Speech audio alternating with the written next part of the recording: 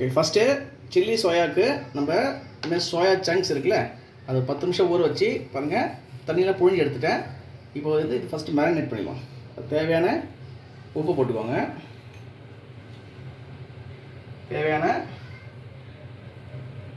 மிளகாத்தூள் ஜஸ்ட் ஒரு 2 டீஸ்பூன், அப்புறம் இஞ்சி பூண்டு பேஸ்ட்டு ஜஸ்ட் 1 டீஸ்பூன் போட்டு நல்லா கையிலேயே நல்லா அதை மிக்ஸ் பண்ணிக்குவோம். நல்லா ஸ்ப்ரெட் ஆகும். இந்த இஞ்சி பூண்டு பேஸ்ட்டு, அந்த உப்பு எல்லாமே வந்து சோயாவில் மிக்ஸ் ஆகிடும். சோயா வந்து நம்ம ஊற வச்சு பண்ணதுனால ஈஸியாக அந்த மசாலா பிடிச்சிக்கும். சரிங்களா? இது நம்ம என்ன பண்ணணும்னா, ஒரு 10 நிமிஷம் விட்டுட்டு ஜஸ்ட் ஷாலோ ஃப்ரை பண்ணிவிட்டு அதுக்கப்புறம் அது கூட சேர்த்து நம்ம மற்ற ஐட்டம்ஸ்லாம் போட்டு குக் பண்ணணும். சரிங்களா? அப்படியே விட்டுருங்க. பாருங்கள் ஃப்ரெண்ட்ஸ், ஒரு ஃப்ரை பேனில் எண்ணெய் வச்சுட்டு எண்ணெய் நல்லா சூடாகிடுச்சு. இந்த ஸ்டேஜில் நம்ம மேரினேட் பண்ணி வச்சுருந்த அந்த சோயா சங்க்ஸை போட்டுடலாம். சரிங்களா? போட்டுட்டு நல்லா மிக்ஸ் பண்ணிக்கோங்க. அது ஓரளவுக்கு நல்லா ஷாலோ ஃப்ரை ஆகும்.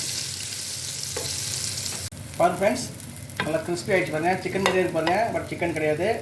பட் நீங்கள் சிக்கன் சொல்லி ஏமாற்றலாம். சரிங்களா?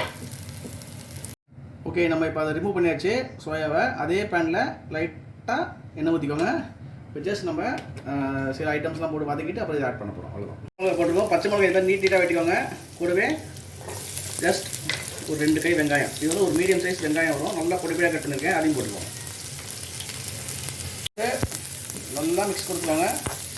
இந்த வெங்காயம் வந்து ரொம்ப குக் ஆகக்கூடாது, லைட்டாக அப்படி குக் ஆனதுக்கப்புறம் நம்ம டொமேட்டோ கெச்சப் இருக்குல்ல, அது போட்டுக்கணும். சரிங்களா? அதில் வெங்காயம் ஓரளவுக்கு வதக்கிச்சு. நான் டொமேட்டோ கெச்சப் போடணும்னு சொன்னேன், பட் அதுக்கு முன்னாடி ஒரு சின்ன ஸ்டெப் இருக்குது. கரம் மசாலா போட்டுக்கோங்க, ஏன்னா அது ஒரு அடிஷ்னலாக ஒரு ஃப்ளேவர் கொடுக்கும். கரம் மசாலா போட்டுட்டு ஜஸ்ட் நல்லா ஒரு மிக்ஸ் கொடுத்துக்கோங்க.